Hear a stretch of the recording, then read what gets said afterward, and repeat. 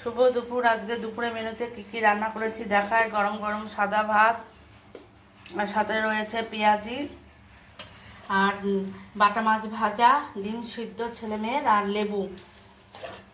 আর করেছি বাটা মাছের ঝাল সর্ষে পোস্ত দিয়ে, একটু ধনেপাতা দিয়েছি।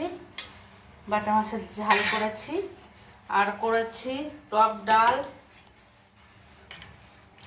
ডাল করেছি। আর পালং শাক এনেছিল, পালং শাকের ঘন্ট করেছি। মূলো, বেগুন, শিম টিম দিয়ে সমস্ত কিছু সবজি দিয়ে একটা ঘন্ট মতন করেছি সর্ষে বাটা দিয়ে। আর আমের চাটনি করেছি। বৃষ্টি আসবে, মেঘ ডাকছে। এই হলো আমার দুপুরের মেনু।